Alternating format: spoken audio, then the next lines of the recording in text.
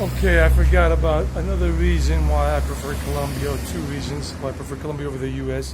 And David Roberts and I were talking about this this morning. Um, Basically, I remember the discrimination I felt like 2 or 3 times in the States just because I spoke Spanish. And this was in South Carolina in a small town called Greer, Greer. And I remember my dad and I were there, and he don't look Latino, my dad or I, especially at that time. He's white too. We're white Colombians, Colombian Americans. Me, he was just a Colombian that lived in the States and still living in Canada to this very day. Been there for 51 years now. He loves Canada. And I remember we were just speaking English and everything was all good. We were at Long John Silver's, and I shared this story with David this morning, with David Roberts. And then I remember the guy took our order and everything, because I was the one doing the talk. My dad spoke English. He speaks English too, but with an accent, not an American accent, with a Latino accent in English. And I did the ordering and everything, and it was all good. The guy was all good. Yeah, good, cool. So we walked away from the counter just to wait for our order to be ready. And I remember my dad said something to me in Spanish. And then all of a sudden, the guy, the clerk at Long John Silver's, got all angry, started talking to us in a nasty way at me, like whatever. I'm like, what's going on? What happened here? And I looked over to the side, and there was a cop that had been sitting there, a police officer, having his dinner, because it was at nighttime, about 7:30 p.m., wintertime in South Carolina, USA. This is back in 1992, I think it was. I was only 21. I think it was 91. It was December 91, something like that. I don't remember exactly. And then the cop got up, and instead of saying something to the guy that was being nasty to us, he looks at me and my dad, and he's got his hand on his gun. And I'm like, what? And then two other guys that were also another table there at Long John Silver's. This is a seafood fast food place. And we felt the atmosphere, the environment go heavy, big time. All this negative energy flowing towards us. So I just said to my dad, let's get out of here. Vámonos. But I told him in English, let's go. We took our food and we left. And the guy basically almost threw the food at us in a bag, because I said, look, we'll just take it to go. We changed it from eating there to go. And that was it. So we don't get that kind of heat here. If you speak English, some people might look at you a little funny, maybe once in a while, but that's it. But nobody says, hey, what are you doing here? Get out of here, you idiot. I mean, that's never happened to me, and I've spoken English here a lot of times over my 23 years plus here, living here as a foreigner and as a foreign national, because I became national citizen here in Colombia some years back in 96. Oh, a long time ago. It's 2022 now. And another reason why I love it here, and I prefer living here over the U.S. And some of you have had this issue also, and some of you have told me, like Steve, I met in Mexico, and Rob, that I met in Cancun, he's from England, and a couple of other foreigners that I've met in Mexico, and then here as well, talking to some foreigners here over the last few years, and even in Mexico, that even I heard some foreigners when I was in San Pancho, in the Nayarit Riviera in Mexico, San Pancho.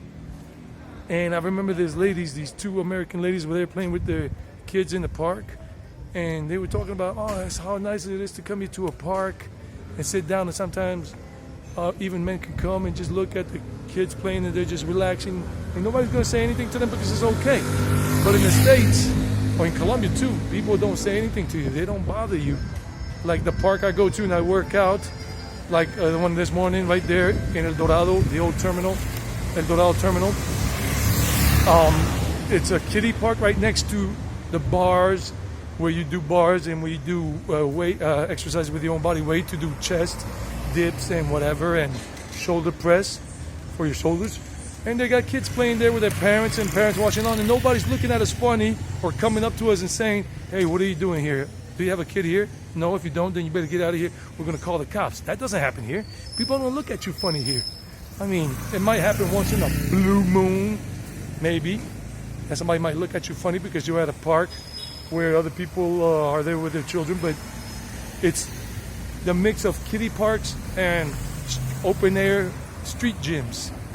So that's the other reason why I love living here, because you don't catch that kind of BS. In the States, you can't even look at a girl, a young woman, because you're not really looking. You're just looking beyond her, whatever. And then automatically they start saying sexual harassment. You're looking at my daughter. You're going to rape her. What are you, a pedophile or something, a sicko? I'm like, what are you talking about? I remember that when I was a cab driver in Rahway, New Jersey, and all of that. And I remember a story that started circulating, that when I had transported some kids to school or picked them up at the high school, like a 9th grader, 10th grader, and there was this one girl, and I had to look in my rearview mirror right here because I was driving a van that served as a taxi as well, a van for 13 passengers and everything. And I would pick up sometimes people like that because it was all through radio calls that the dispatch office would give us these things. We didn't go around looking for fares. And I picked up this girl that I had picked up many times with her mom, without her mom, and everything. The mom knew me. And one day, I don't know, the girl, this 15-year-old, got it into her head that I was looking at her in an indecent way. And I wasn't doing that, and this guy's going nuts right behind me. It's funny, dude. And then she started telling some guy, another of my co-workers, taxi drivers, that I was doing this and that I was a pervert. I'm like, what? And then my co-worker told me. And I'm like, well, that's crazy. I wasn't doing that. He said, yeah, I know you, Eddie. You're not that kind of a person, but this is going around, and this can damage you. I'm like, well, whatever. So that kind of BS that happens in the States where people just, whatever, it doesn't happen here. It might start happening one of these days, but not anytime soon, because we're a very relaxed culture here. That said and done, that's my final tale of the tape on why I prefer Colombia over the U.S. You don't have to worry about all these idiots out there trying to give you a bad name when you've done nothing wrong. Doing my job, driving them around. I didn't care about these little young teenagers, except taking them safely to their destination and providing a comfortable atmosphere in the cab or in the van as a cab ride, that they arrive home safe and sound. And I would even say, what radio station do you want me to play for? You know, that was it. And I've treated them nicely as a gentleman, and that was it. But the States, I don't know. And I'm not the only one this has happened to. Anyway, that's my story. Some of you will say, yeah, I got you. And some of you say, no, you're a liar. It's not like that. Whatever. I don't have to prove anything to anybody, but I'm just telling my story. Bye.